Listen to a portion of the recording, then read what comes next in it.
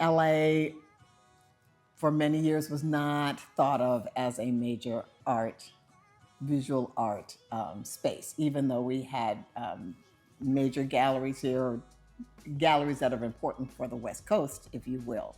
But it's been within the last probably 10 or less years that the major galleries from New York started moving to Los Angeles. We had Freeze LA startup in the last 5 years. So the landscape has really changed a lot.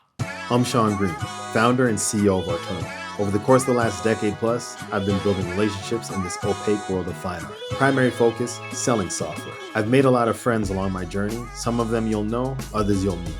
Come step into the art world with me and my friends. Welcome to Step into the Art World, Joy. Thank you for having me. Thank you for having me in your beautiful home.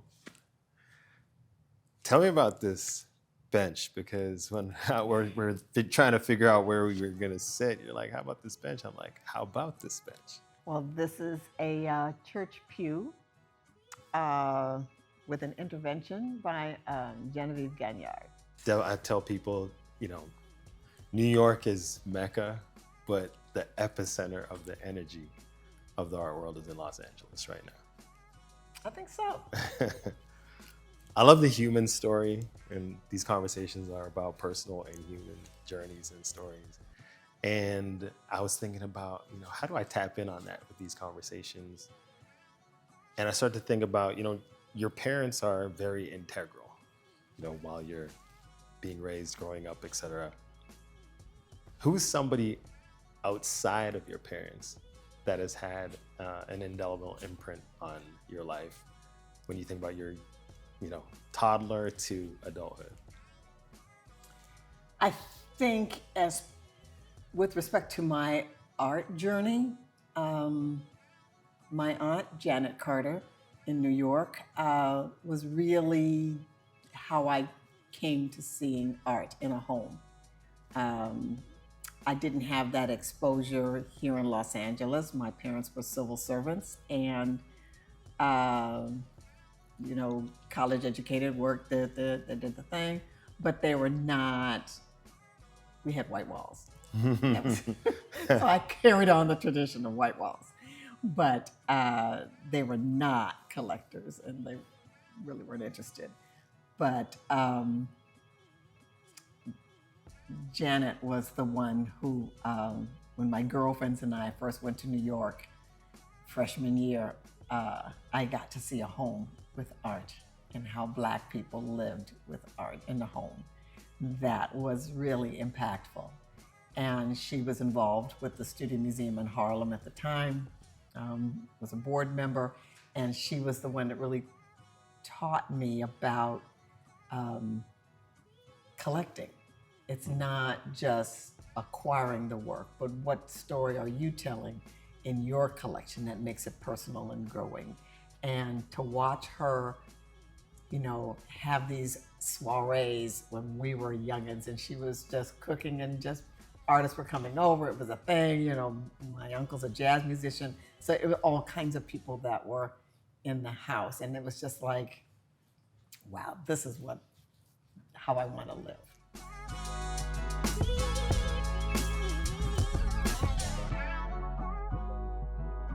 It's hard to have a favorite child.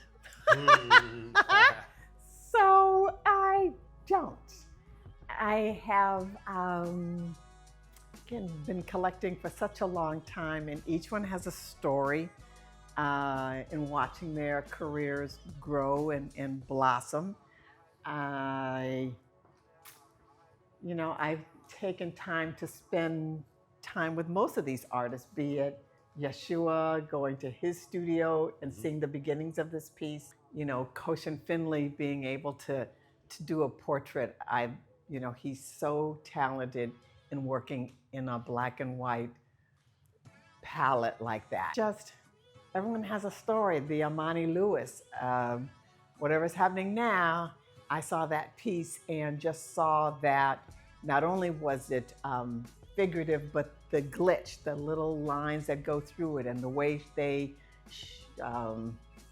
did this piece, gave it an abstract look that wasn't quite so in your face. And that's why I really, really resonated to that work. This one is probably one of my very special pieces. Kentura Davis did this piece of my mother. Love Kentura. And I commissioned her to do this piece at a very special time in her life. So it was really special for both of us to do this work. It's the Lord's Prayer, which is my mother's favorite Bible verse, written like 50 million times. So I know the way how she constructs her pieces. Yeah. Is amazing. And I really like this kind of, when they get into this kind of mantra, they get into this zone and they do the work. This was very special. What is community for you, and how are you taking what your aunt did and remixing it for this generation and your generation? Well, when I got started in Los Angeles collecting, I was still in medical school. So I was the youngin' at the time, and the older physicians were the ones who were the collectors. And there wasn't much of everybody was doing their own thing, so it's not today the same kind of social component that we have today. Yes, we had Brockman Gallery, and that was kind of the hub for a lot of artists and a lot of us who were starting to see art, and there was Gallery Tanner as well.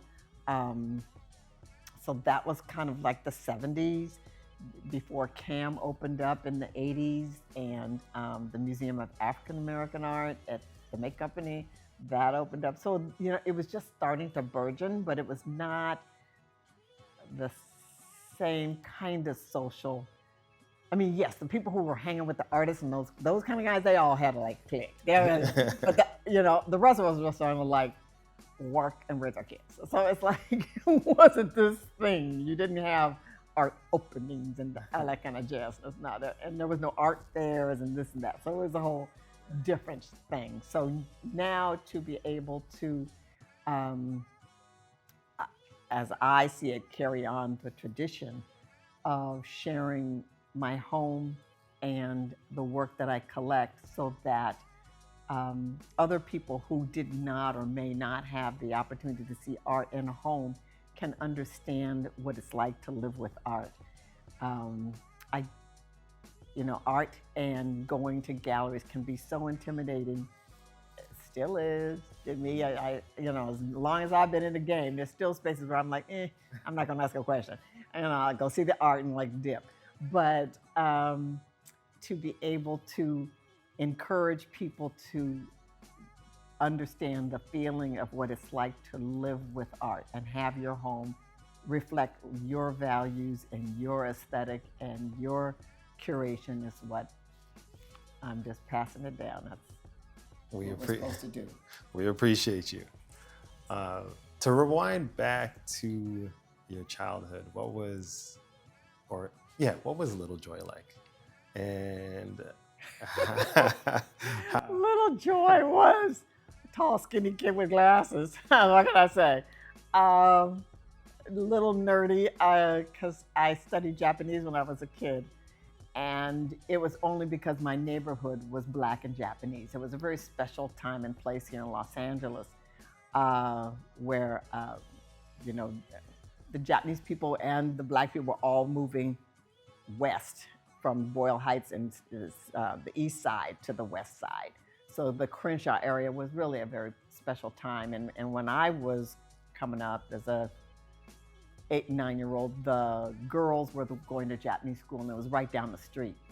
So I asked if I could go, so I did. And I did it for 6 years and graduated. I'm the only Black graduate from Daiichi Gakuen. So it's a whole situation. It was different. But be that as it may, got me into Stanford, whatever. That's awesome. I can't even repronounce what you just said. Oh gosh, no, it was a lot of fun, and just, I just kind of slipped into these little quirky little things, actually. So, art, yeah, and Japanese language. Have you been to Japan? Yes. I went as a freshman. And what was that experience like? Growing up with Japanese Americans, you just think, and Tokyo, you think back in 1970. It was 1971. I had expected it to be a lot more cosmopolitan and to be like New York. And it wasn't quite that. I mean, so I stood out. I was in a afro, hot pants, and platform. So it was kind of Making yourself look. known. And that's what we were wearing on the stage. So I'm like, whatever. I mean, and so, and they really weren't used to seeing black women. The black GIs would come to Tokyo and stuff after serving in Vietnam and having their R&R and this and that. And I just told everybody I was 17, so that don't talk to me. But anyway, so it was, I had a grand time though. But yeah, it was very, I had a grand time. I love it. I love to hear it. When I think about you and your youth and growing up, it lends me to think about your daughters. You've grown some incredible daughters here in LA. I'm working on doing the same. How did you help them on their journey? Naima, who I remember knocking on the doors of camp when I first got to LA and be like, I gotta meet Naima. And she was running the museum over there, and now she has a black job as the vice president of education and public programs at LACMA. How did you manage that? How did you deal with everything that LA had, and raise these strong women who are now on their own and doing their thing? I was a single parent, and I had a village that helped me navigate all the things, but I always took them to galleries and openings, and I always called it a new adventure, and they always knew, oh, Mom, we gotta go down another hard thing. Why? Oh, they hated it. It was a whole thing. It was like, I mean, Jill got to high school as a thing. I'm like, come on, guys, just shut up and come with me. Just roll.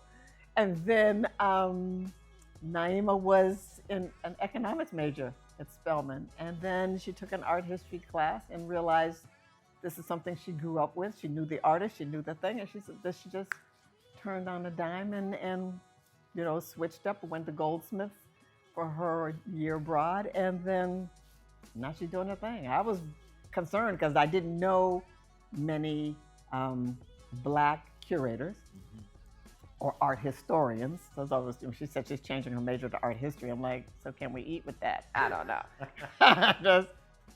I'm a physician. I'm a scientist. I'm like, we got to eat, sis. Okay, but she has definitely found her path and her passion, and we're thrilled. Her younger sister was the communications and an Arabic minor. So she's doing her thing in marketing, in the beauty space. So everybody's doing their thing. I just, I think as a parent, all you can do is expose them, make sure they can read and write well, and then they do what they're gonna do. So, especially nowadays, people aren't doing the traditional, I mean, when I went to school, there weren't opportunities to go into film or be a creative. No, you went to law school, B school, med school. That's what you did when you graduated, because you had to get a job and there was a path.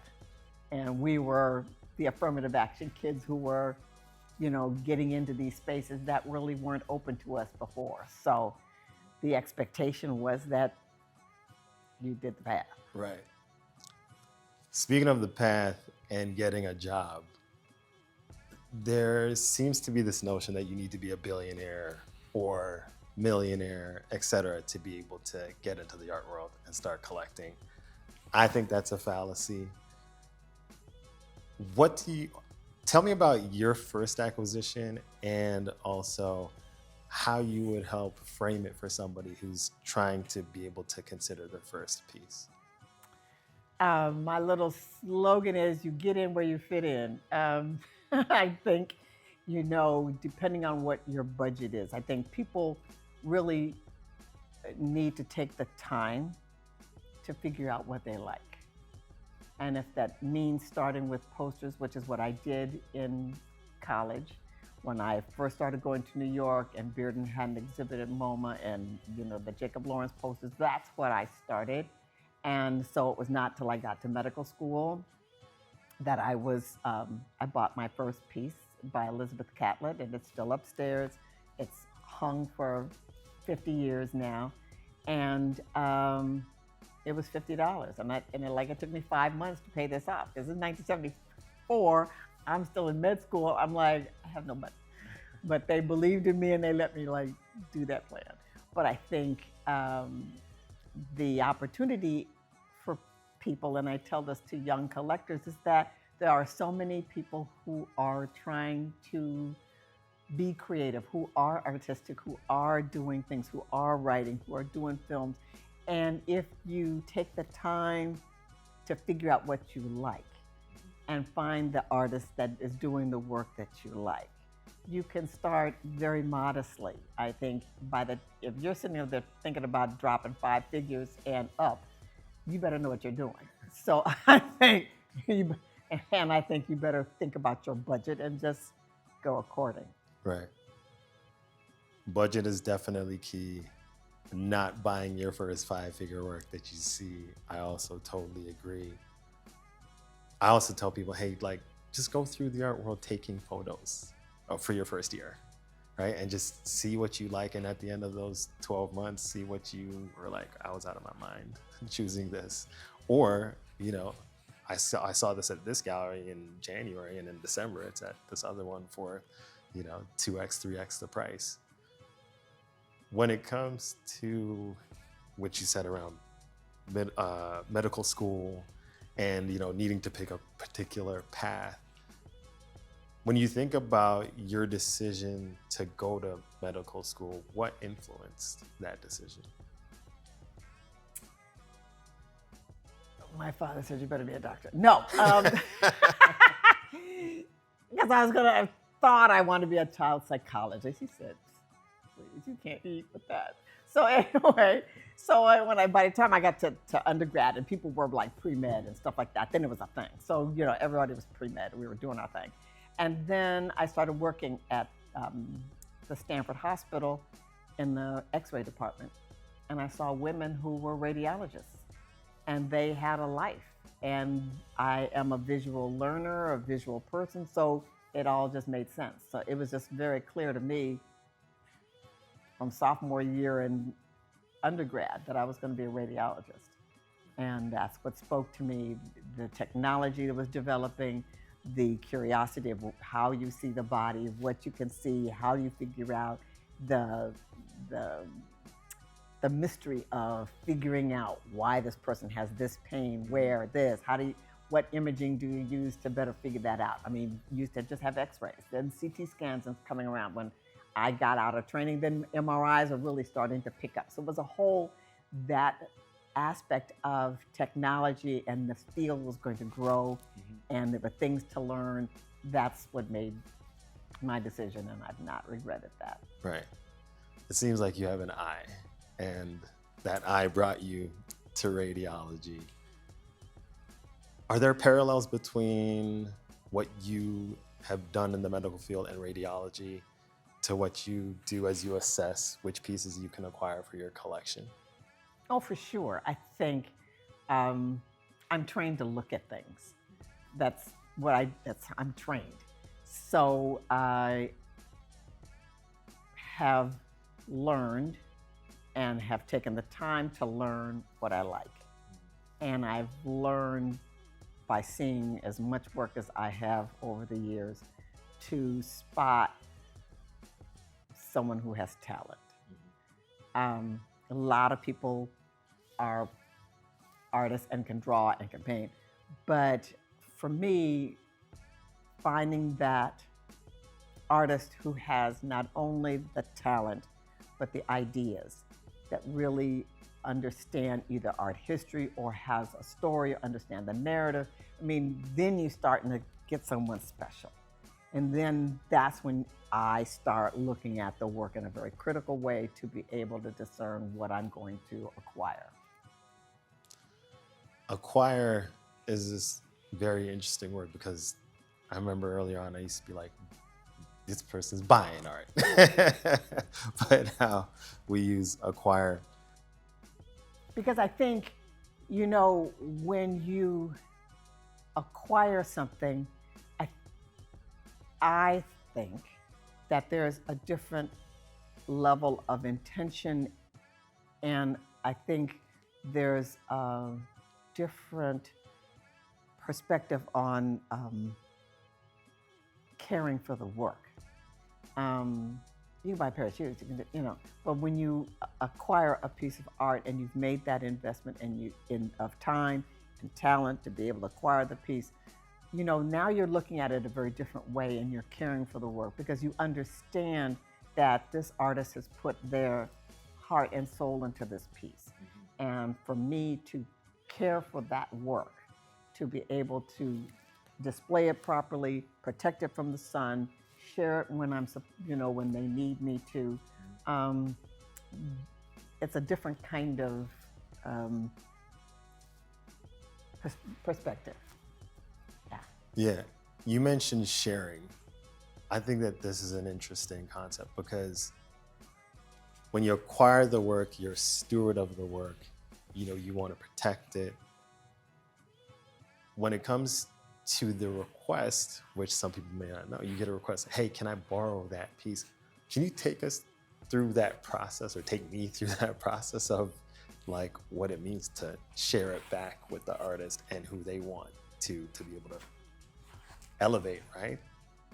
Yeah, I'll take it back to the curator. The curator wants to tell a story at an institution, a big museum, a nonprofit, wherever they're going to tell the story. And they want to tell the story through the eyes of either a particular artist on a solo show or a group show that tells a story about and different perspectives that is relating to this idea and story that they want told. So the curator probably goes to the artist and says, who has your work that can tell this story? Or they can say, of the work that you have, these are the kinds of pieces that I would like to use to tell this particular story in this particular institution. So the artist can then say, either them or through their gallery, that, well, these artists, these collectors have the work, or the artist may have the work, or the gallery may have the work, whoever has the work to be able to tell the story. So then they say, okay, we're going to assemble this body of work to tell this story. For example, Mickalene Thomas just has a show at the Broad, okay? And so there's like a lot of work in that show. Some that is hers and some that's at the gallery, but then there's some that they borrowed from different collectors. I'm one of them, to be able to tell this story of her work over a span of time. And so then the curator, museum, the institution, then comes to the collector and says, we would like to borrow this work for X amount of time. It's going to be insured. We're picking it up. We're doing this, getting it back to you at a certain time, blah, blah, blah. And then you say, yep, I'm going for it. And you sign the papers. They come get it, install it. When it's done, they ship it back. Or if it's on a longer run, had a piece in Soul of a Nation, that was gone for like 3 years. So it just depends, and you can just say, yes, I want it to travel, or no, depending on how you feel about it. Right. Have you said no before? No. Because I think it's important for the artist to have the kind of exposure that being in a museum show can give them. I can have as many parties and soirees as I want to here, but thousands of people will go to the Broad to see that piece of Mickalene. And that is part of the story that she's trying to tell, and I think it's important to share that. It adds to her, what she's trying to do, it fills in that story, and then the institution benefits as well. So now we're stepping deeper into the art world, and you've been collecting for 50 years. Yeah. That's impressive. I'm just old. Cover the grave. you, you deserve all the flowers. You know, you've charted a path. A lot of us are, you know, walking into your footsteps. I've got a bigger shoe size, but I'm still like following behind you, and definitely appreciate what you've done, you know, in this space. As you think about, you know, you talked about your first works that were posters and things like that. Take me through a work that you've collected recently, and you know how you continue to inspire those around you. But what's also key is the keys to collecting from your perspective that you've learned along that 5-decade journey. Okay, so Dominique Moody did the bottle tree that's outside. It's a sculpture, outdoor sculpture. And that's probably my most recent. And because I've known her for so long and knew what she was trying to do, she and I were able to work that out so that, you know, we got it installed, we got all things done. I think that's the most recent piece. Yes, I got installed like in January. Right. Yeah, there's some new pieces there, but that's okay. No. Yes. And for those who are like, okay, I'm novice, I'm trying to get in, but to those who are, you know, seasoned vet, you know, OG who's collecting like yourself, are there particular keys that you draw on as you engage with certain galleries? And, you know, what are the galleries that you're currently engaging with, and have you continued that over, you know, this span of this time? I think me and my journey I have tried to be intentional about collecting artists while they're young. I have, that's the thrill of discovery. The Michelin piece that I acquired was from 2005. So nobody knew who, you know, that she was going to be retrospective, big books, blah, blah, blah. So, you know, no one, but I saw her work, and she was an artist in residence at the Studio Museum. And Naima was a little intern to another curator. And I kept saying, you know, I want to meet this. And she said, I can't, Mom, I'm just a little intern. What do I know? And I, you know, so, but then I kept saying, I'm going to follow this woman. And this is like 2003, we hardly had internet. You know, you didn't have social media like that. So it was a thing to have to search and find people. But I think that's still my practice. I tend not to acquire work once the artist has kind of made it. Maybe sometimes, but I know what my budget is. So therefore, you know, that's kind of my backstop, is that this is the most I'm going to spend. Now, if you have a name and it's something I really, really want, then I may go beyond my budget. And I'll have to like, okay, I'll break down and do it. But for the most part, I stay within my budget. And so trying to find work and supporting artists, because it makes a big difference to a young artist who's getting out for me to acquire a work. It makes a big difference. When someone has a big gallery and at this and the whole situation, you know, yes, they like having it in my collection. They, you know, we're all buddies, but does it impact their lives the way it did when I was collecting them when they were young? And supporting them at that stage and having the vision to say, you know what, this artist really can get there. But that takes time, and you never know what's going to happen to an artist's career.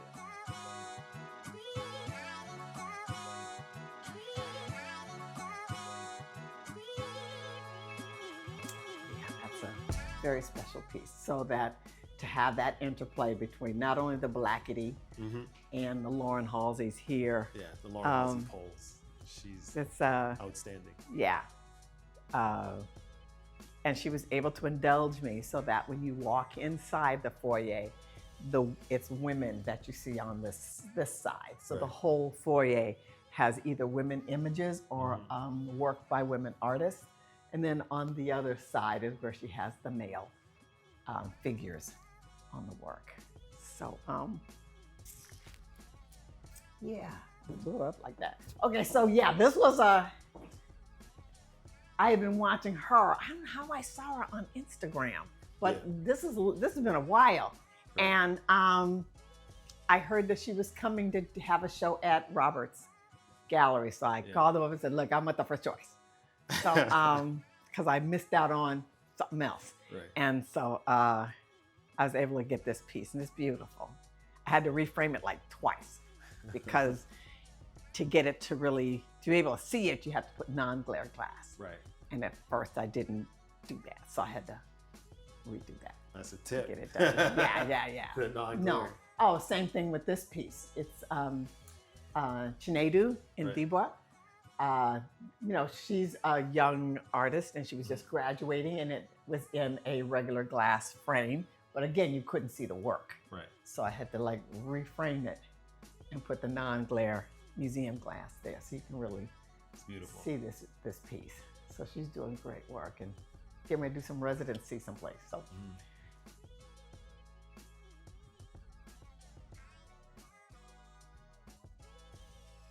And I told you before, I like putting younger artists with more mature artists. I think it's kind of hard to see this Kerry James Marshall. I know, you got to get with right in.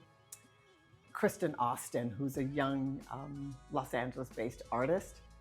But again, I think that's really some fine painting there. Yeah. And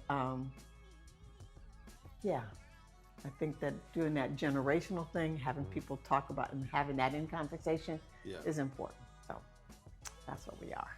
That's what you do. Okay. Discovery. Given that the fact that we have these different platforms and ways in which we leverage the internet, what tools are you using to discover artists? I think I have discovered some artists online, but that's just to kind of get a feel for their work. There's very few pieces that I have acquired that I didn't go and see the work. Even if I haven't seen that particular work, I have gone to see that artist's work in some other places so that I understood what their body of work looks like and how it feels and all this stuff. And if another piece comes up, then I can do what I gotta do. But I think, the internet and social media has really changed the game, because when I was in the 70s, you had to go to the gallery to see the work. You had to go to a museum, and not everybody made it to a museum at those days. So you really had to do the work to find artists and be supportive of their work. Now it's a lot easier for people to be aware of different artists and follow them and figure out what they're doing and But I think it's still, there's nothing like being in real life. You have to see. The IRL experience is key. Yes. Why does Joy Simmons, Dr. Joy Simmons, collect art? Are you thinking through the lens of passion? Do you think through the lens of, some of these works that I have in here have gone up 5x, 10x, 100x? Again, because I bought these artists very young, who knew? There was no market. Nobody knew Mark Bradford or David Hammons. Who knew back in the 80s that David Hammons was going to be big? Nobody knew. Yeah. But I knew the work, and I just believed in this brother, and it just, I bought the piece. So if you're a collector, it's a passion. You just do it. And you just are limited by what you have described as your budget, if you will. And as long as you're working within your budget, you figure like, probably could pay for this a little bit. It's just people are talking about collectors. Let's just do it. And it is a passion. It is, not only the support, but it's again how it makes my home feel. My grandchildren now are here, and they see the work. They know not to touch anything in this room, but they have, images that are Black images, that are affirming images that I think support them to know that coming to Gigi's house, there is, stuff. Even if they're not paying attention to it, they really do pay attention to it. Right. What have you seen through the lens of your grandkids, right, that has impressed you in terms of how art affects people? I learned that at a young age, if youth are introduced to art, they have better cognitive process, higher graduation rates, and their performance against their peers much higher overall. Do you get to see that through the lens of your grandchildren as they've grown up around this amazing environment? They're 6 and 8, child. So like at this point, they're reading and writing and they're doing their thing. So I'm good. I'm good. They are aware. It's interesting because my grandson goes to a Catholic school. And so one of the art pieces in the stairwell is a rosary by a Black artist. And it has different Black images on it, but there's a Black Jesus on the cross. So he's asking me, well, is Jesus Black? And I said, that's a long conversation for a 6-year-old, so I will leave that to your mama. So let her go through that. But we'll talk about that. We'll keep thinking that, brother. So yes, even when you think they're not paying attention, they are. And I was able to, there's an artist who I really have loved his work, and he did a piece that included my grandchildren in the work. And his name is Glenn Wilson. It's upstairs, but they, when we were taking the photographs and going to the beach and they're like, what are we doing? So they're just playing at so then when they came back to be able to see the artwork and they're in it. And they're like, whatever. And then when they came back, they said, that's us. And I'm like, yeah, that's you. And it's been like maybe 2 years now that I've had the piece, 1.5 to 2 years. And for them to see how they have grown and how, and capturing that very special time and place, they won't forget that. Yeah. So,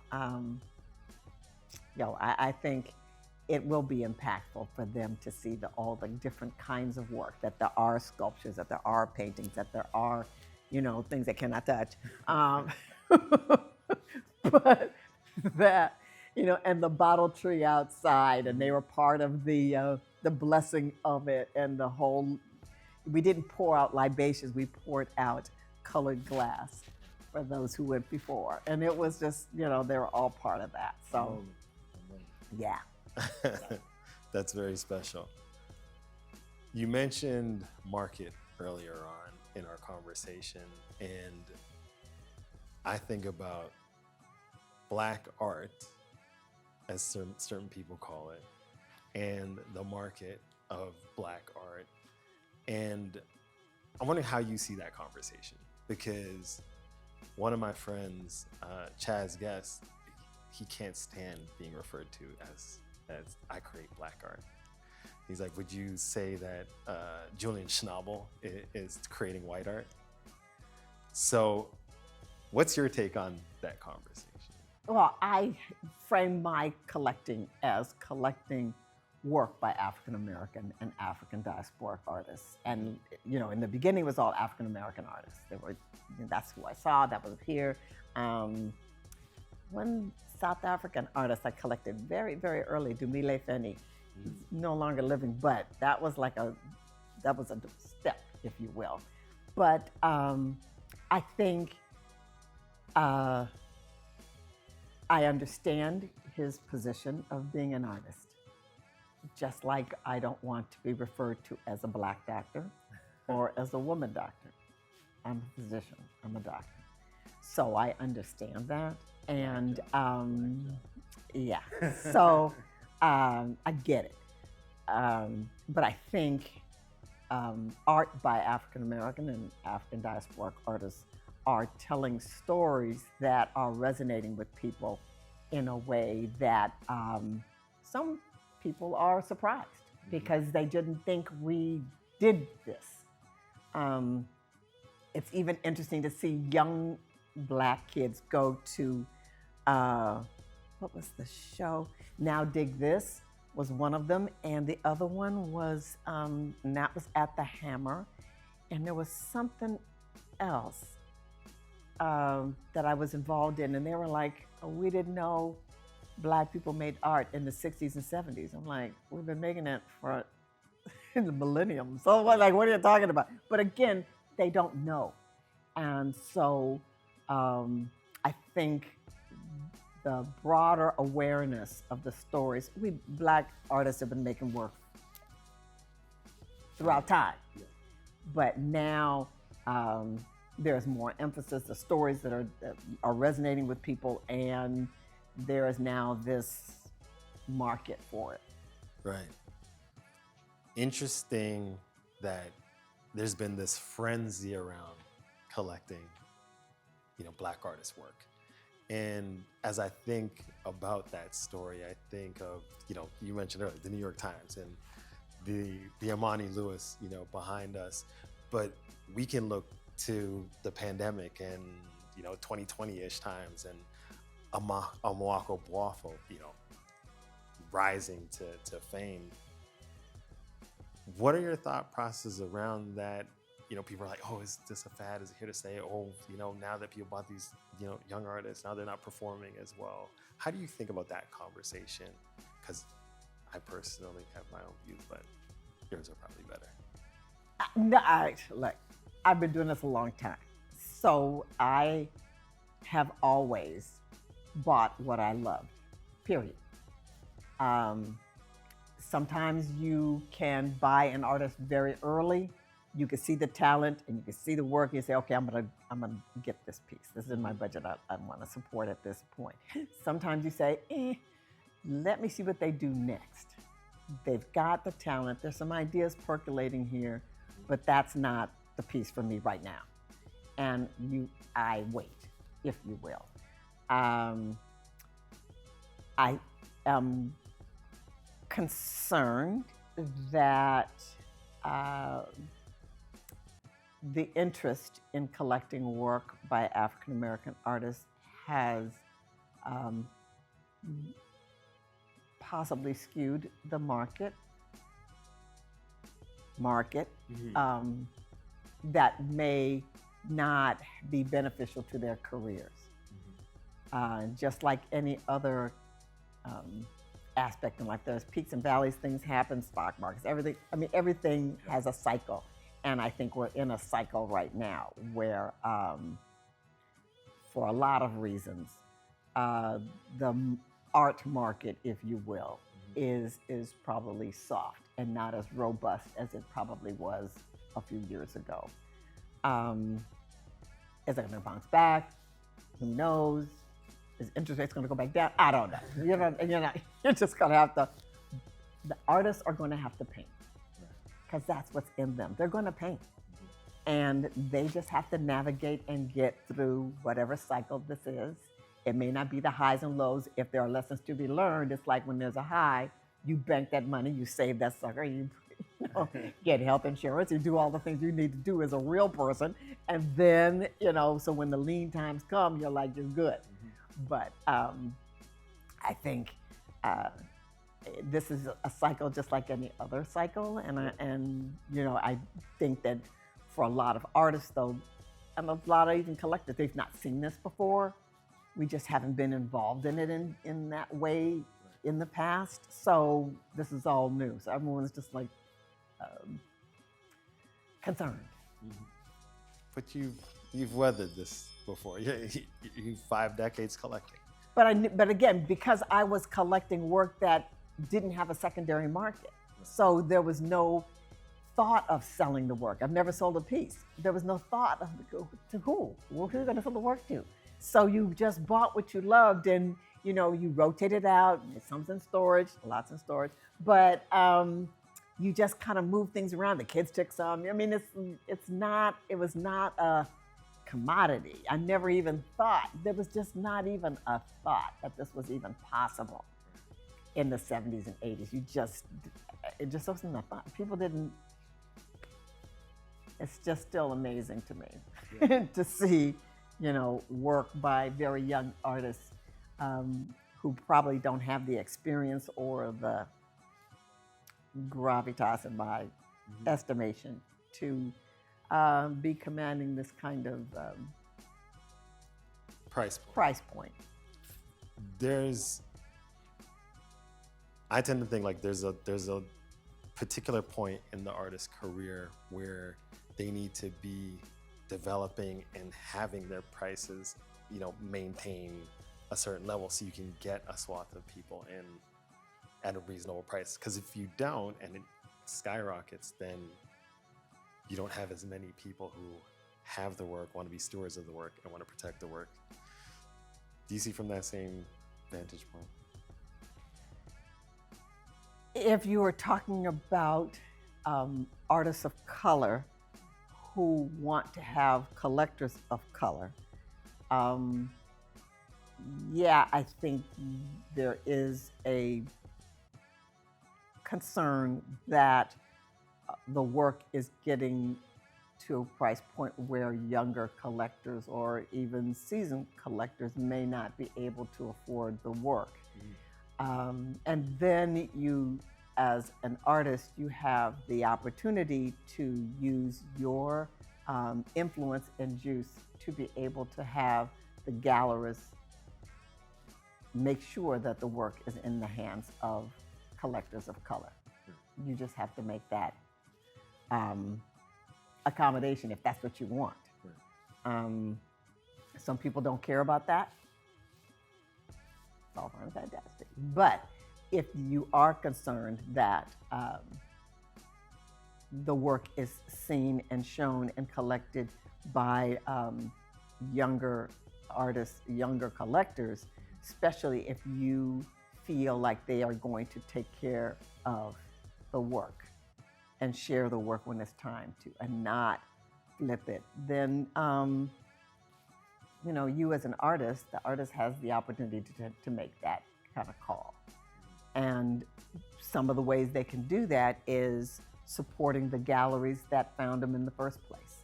I think that's part of something that we don't talk about a lot, is that, there are some entrepreneurs who want to be gallerists.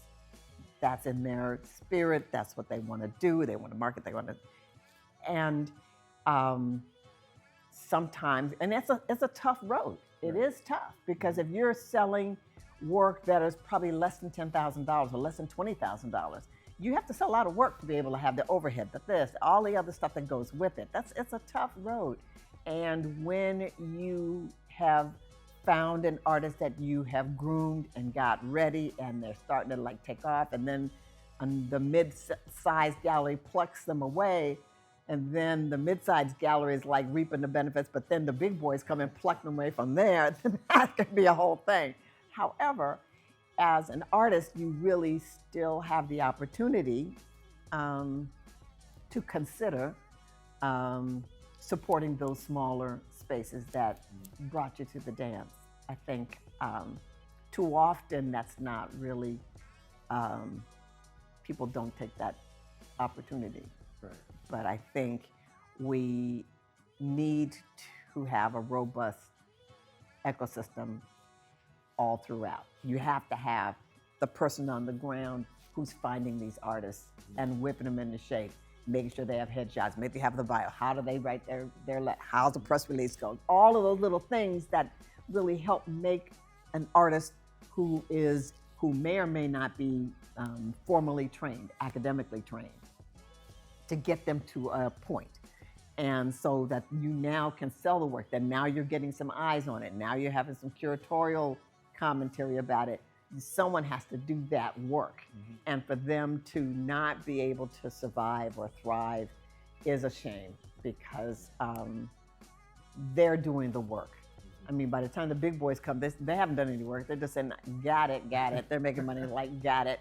And you just kind of, and they have the machine to support the artist to do whatever. But these smaller galleries have the opportunity, and, you know, if they have the capacity to allow these young artists to explore, because they may start out painting, or they may start out, Nicolene was a photographer. I mean, you know, so, you know, but allow them to be creative and find their way. If they want to do film, you know, whatever that is. I mean, yes, it's hard as a gallerist to be able to support something that's not going to be a return immediately. But if the gallerist is the right gallerist, they're going to allow this artist to work through those ideas, work through those things, because in the end, you will have something to sell. You will have, even if it's a film, you say, okay, we're doing film stills. You know, there's artists who we know who the film stills are like big money. I mean, they're doing, you know, and that's how they get to be creative and come up with these, you know, video project works and things like that. But the gallerist can then sell those things, and then they stay in business. So everybody's still eating. I mean, so that's, you know, that's just joy talk. No, I appreciate the perspective. Museums, you mentioned museums. What are some of the incredible shows that you've seen over the course of the last year at a museum? But also, what are some of the exhibitions and what galleries that you've seen that have been very impactful for you, also over the course of the last year?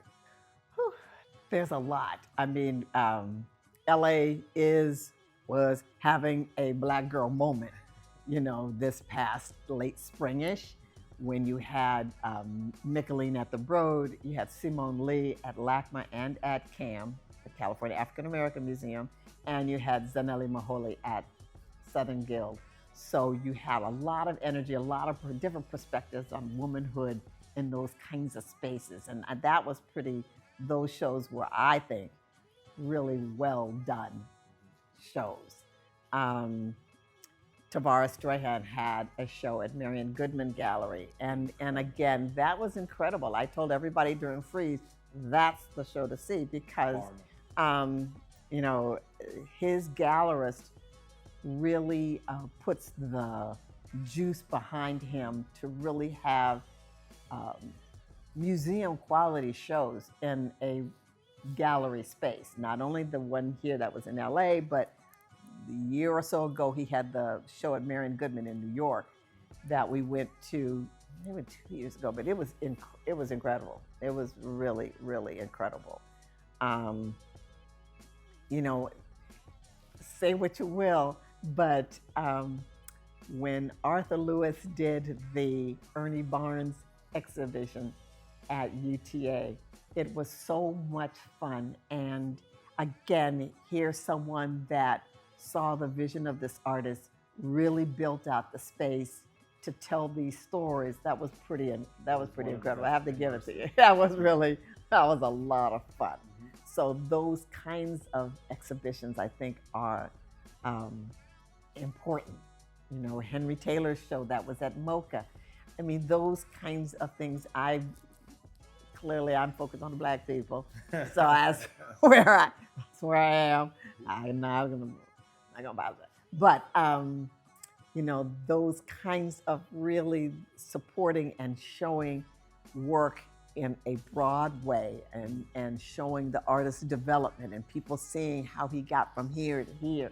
Those kinds of exhibitions, you know, and even, like I said, Nicolene, where you see these immersive kind of spaces. You can, you know, you're on the pillows to see the kids running through and jumping on the poofs and this and that, they're on the floor. I mean, but they're like understanding that a museum is not necessarily a very sterile place that they can't fit in. And I think that was what I've been seeing a lot of, that, either through the education department or the public programming, understanding that we have to make these museum spaces accessible. And yes, there are things they cannot touch. However, there's ways for them to still make it fun and interactive, and people get into it and feel comfortable in the space. And that's what we're. Very true. We're both on the Black Trustees Alliance, and kudos to Victoria Rogers and Diane Jean Mary. The next Black Trustee Alliance convening is in LA, which I'm excited about, and we've had meetings and conversations around that piece. I'm on the board of the Orange County Museum of Art. Shout out to Heidi, who's been amazing over there. CAM is one of the institutions that you're on the board of. Would love to learn more about the other institutions as well. And did they choose you? Did you choose them? How does that conversation happen? I started out by being on the boards of nonprofits, small nonprofit spaces. I think Venice Arts was the very first one that I was involved in. And then I was on the foundation side of the California African American Museum back in the day. I stepped off of everything to do Stanford, but always was kind of still in the art museum space. And they always asked me. So I am on the Smithsonian American Art Museum board now. I'm a commissioner. And, someone else who's on that board referred them to me. And so that's kind of how it has worked. I've never kind of sought it. Right. Same thing with the California African American Museum. Someone asked that I should apply. It's a government appointment, Right. So it was a process. But yeah, so I'm on those two boards currently. And was that a conversation with Gavin? I didn't speak to him. Somebody else did. So I guess I was okay. So yeah. This art world and art market has a circuit. We're all on it, domestic or international. There's gripes. There's moments of exhilaration. What are your favorite parts of the art fairs, and what are your least favorite parts of the art fairs? Going to an art fair can be overwhelming, but because there's a lot to see. And I've been, to Shanghai and Venice and Madrid, Colombia. I mean, I've been to a lot. It is a time to explore and to really see things that you would not normally see at in your own country or your own backyard. So the international ones are interesting like that. When you go to Venice and you see the different pavilions and see how people are looking at the world, or at least having the conversation about whatever the theme is, that's really pretty fascinating. Art fairs can be exhausting because there's so much to see, and you want to see it all, but sometimes there's like a little overload, so you can only do so much. So I try to only do maybe one or two a year. So this year I did Frieze LA. I went to Frieze New York. I'm skipping the rest because it's just too much for my brain. And sometimes the parties and the this and the that, it's just I'm exhausted. So I can't anymore. I don't need to do all that. Speaking of party, I'm looking forward to when Destination Crenshaw has their parties and openings. Talk to me about your involvement with Destination Crenshaw and why you think that it's important. So, just a background, Destination Crenshaw is a 1.3 mile, we call it an outdoor museum. That's along Crenshaw Boulevard. Back in the 2000s, early 2000s, to get the space shuttle from the airport to the Natural History Museum, they had to come down Crenshaw Boulevard. It's the only street that was wide enough and flat enough to bring it. So to do that, though, it took out a lot of trees along Crenshaw Boulevard. I grew up in the area. I went to Crenshaw High School. So this area, I remember it being a vibrant, exciting, fun place. And then the train came through. So that was already in the mix, but it wasn't up yet. Then the train came through, bisected the boulevard. And again, the lack of reinvestment really made that boulevard not as vibrant as it could be. Mm-hmm. So with the spearheaded by now Councilman Marquise Harris Dawson, and with the input of Nipsey Hussle, they started talking about investing in the community and making Crenshaw a Black destination. That this is our stake in the ground, that this is our part of this. You know, they have Koreatown, they have Japantown, they have like, but this is our community. It's one of the largest Black business districts west of the Mississippi. So as they started talking to the community, they wanted to see more pocket parks. They wanted to see more green. They wanted to see art. They wanted to see this boulevard come alive. I was part of the advisory council of people who were interested in and cared about the community. And then they asked me to be the senior art and exhibition advisor.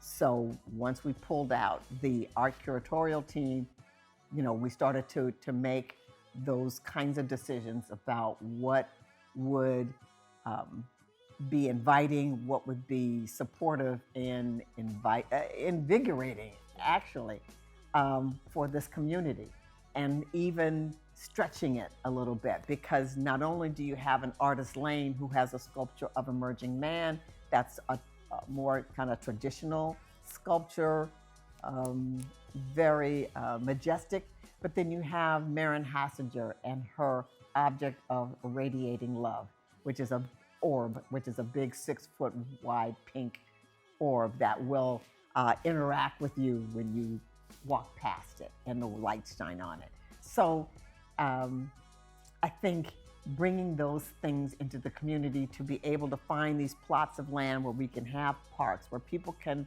rest, relax, enjoy, get green spaces again, have places where people can congregate and do things and have performance or just live, just like everybody else lives.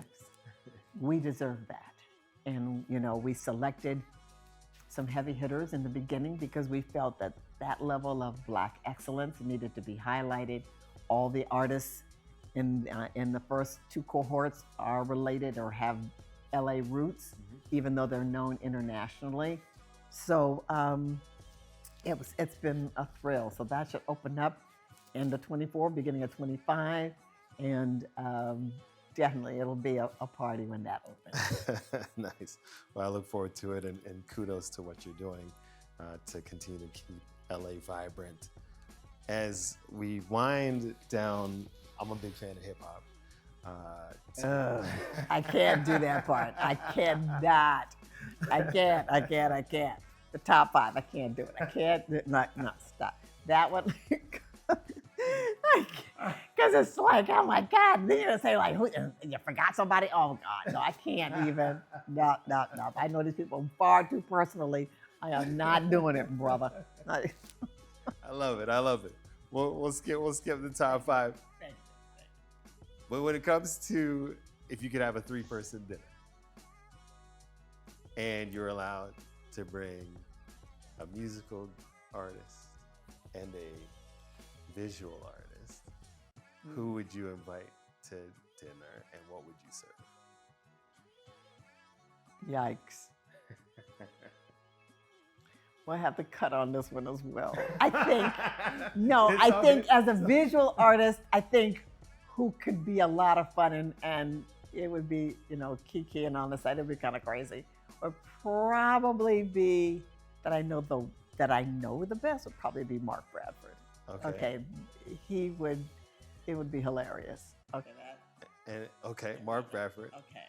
And then Musically, that same table. yeah, who I don't know well, but is so passionate about music and what he does is Questlove. Yeah. There's an academic, intellectual curiosity that's just, I think, more expansive than what he does as a musician. But I think that would really be funky. I would love to pick his brain on stuff. That's an interesting dinner. Mark Bradford, Questlove, and Joy. What are you serving? I would probably do my signature dish is a kind of a cioppino kind of with a black tip. So it's so it is a lot. I'm sure the Italians would think, what does this chick do to this thing? But it's just Black people love it. But it's been my get over meal for decades. So I love it. And to close out, if you were to have a conversation with young Joy today, given all the experiences, what would you tell her about the journey that's to come? I would tell her that it's not profound, but you just, as crazy as it gets, it really does get better. Mm-hmm. I was a nerdy, skinny kid, but if you would have told little Joy that at my age, you can forget that I'm having the time of my life, you would just, I could not have imagined. Mm-hmm.